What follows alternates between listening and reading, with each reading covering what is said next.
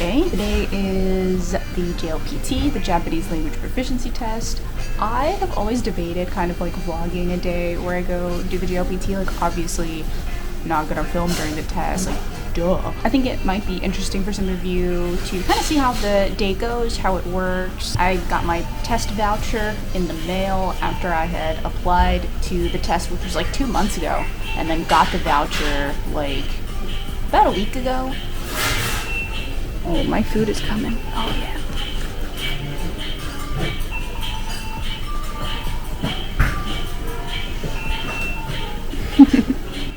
I'm at a restaurant called Bikuri Donki.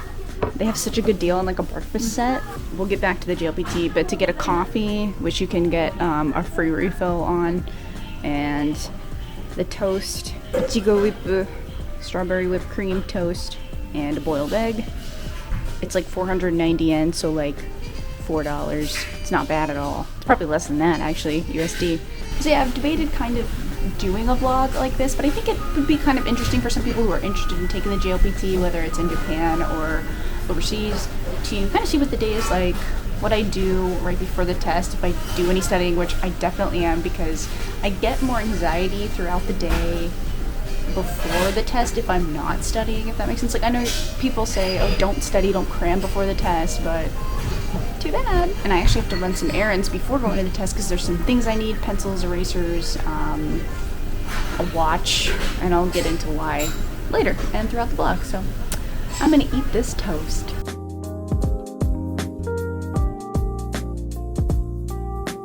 So my friend gave me this vocabulary book, Nihongo so Matome N3, which focuses on N3 vocabulary, of course, about 2 weeks ago. So I tried to cram a 6-week course into 2 weeks, and I managed to just about pull it off. As you can see here, it says, you know, this is supposed to be the lesson for the 6th week and the first day, which I'm on right now. So, you know, I'll just go through some of these. I think this last week in the book is like review of everything you've learned, or putting it all together. So I think it would be a good little last minute review before the test. You know, in the past, the test has always been around noon, or like the room opens at like 11:30 or 11:45 or something. But this time, for some reason, the test for me and 3 is at like 3 o'clock, 3:15. So the room opens at 2:30, which is like so much later than I'm used to. So I kind of have more time throughout the day, which is nice. It's also nice because it's really like just in town. It used to be when I lived in the countryside, I would have to maybe sometimes take the train for like an hour. One time I had to travel like almost 2 hours just to take the test because I really lived in the middle of nowhere, and they also placed the test in a different middle of nowhere. But being in the city, it's a lot easier just to get there, so I have so much more time than I normally do. Like, sometimes I would have to leave my house at like 7 in the morning, but now I'm just like chilling. I got breakfast. I can run errands. Actually, I do need to get some pencils, just in case. I do have 1 pencil, but you don't want to go into a test with 1 pencil. You need 2. I do need to get I think I'm saying this right, like an analog clock. Wait, or what do you call it? I need to get some kind of like watch. It can't be digital, just to keep track of the time. There have been some test centers that have clocks, but I do not count on that ever happening. So you're allowed to bring like your own little watch, so I'm going to do that too. So we're going to run to Daiso, the 100 Kan, the 100 yen store, to see if we can pick up some last minute things for the test. I changed my mind. I'm actually going to go to Can-Do, also a 100 yen shop. Doesn't America have Daisos now? I think there's like one in LA or something, but yeah, this is not one that's as well known. Can-Do. Oh, this is so cute. I get so distracted in places like this. Yamanote line train bag. Oh my gosh, I can't get distracted. We're here for a reason. Don't need anything fancy, just something simple. Oh yeah, here we go. I always get these HB pencils. I already have an eraser. Like a lot of Japanese pencils, they don't come with erasers on the bottom. Everyone uses like these. So I already have some, so I'm good to go. The trick is gonna be finding a watch. And you might think, wouldn't you already have a watch if you've taken the JLPT before? You know, I'm just now thinking I might have one in my drawer at home, but it's too late now. We're at the dollar store. It's more convenient to get one at the dollar store. I do this every time. I'm like, buy all the stuff last minute.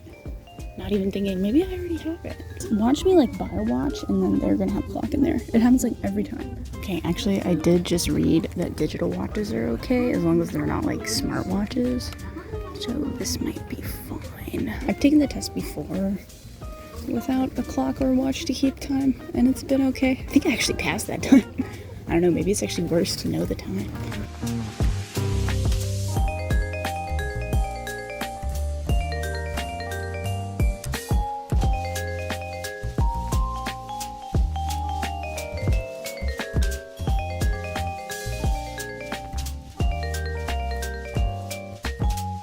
The last meal is Subway, the most Japanese meal I can have before the test. We have Oscar here. You guys are gonna get to know Oscar real well in the next video. Subway to Subway. Subway to Subway. Hey, he likes trains, so he came to Subway.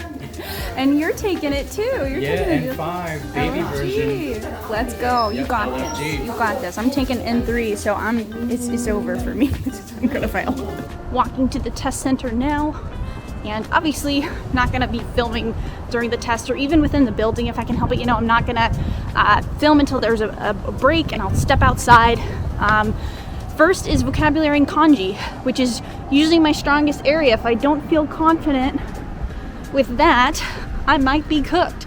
There's 2 breaks during the test, so I'll check in during that. But yep, walking to the test center is interesting when you're when it's JLPT day. Foreign people are out. Like there are people studying at the coffee shop that I was in earlier. A guy next to me studying for the N2, so good luck to whoever that was. It's kind of cool. Like it's not every day I see a lot of foreign people in Sapporo, of all places. But oh my god, I gotta make sure I'm going to the right place. But yeah, I've been seeing a lot today, and that's how you know it's JLPT day. It's JLPT day. Hundreds, maybe thousands of people taking the JLPT in Sapporo today. So I've eaten my Subway, got some veggies in me, and whew, I don't know. Let's go. It is quite hot today. I don't know if the camera can pick it up, but it's kind of muggy out there in the distance. But I live in such a beautiful city, so can't complain about a thing. Need to stop by the convenience store and get a drink, probably. They usually have the JLPT in convention centers, colleges. This time it's in a hotel, probably like a hotel convention area, meeting area. So there it is. Got some water and maybe something sweet as a snack. I have some beef jerky as a snack, but I would like something else. I'm surprised there's not a million people in here. I'm right across the street from the place. Oh, I like peanut. I like chocolate peanuts. Let's go with those. Sounds good to me. I've actually arrived a little bit after the time that the test room opens. The test room is open for 45 minutes before the test starts and before the doors close. So it kind of gives people time to get settled. You know, when I first started taking this test, I was definitely showing up early and sitting in the test room for 45 minutes, and it kind of just made me anxious to sit in the test room for 45 minutes before the test. So I kind of take my time a little more because I'm kind of used to how these things go. I can find the locations pretty easily, but if you're taking it for the first time, I definitely recommend showing up early, just in case. You never know if you've got the wrong place.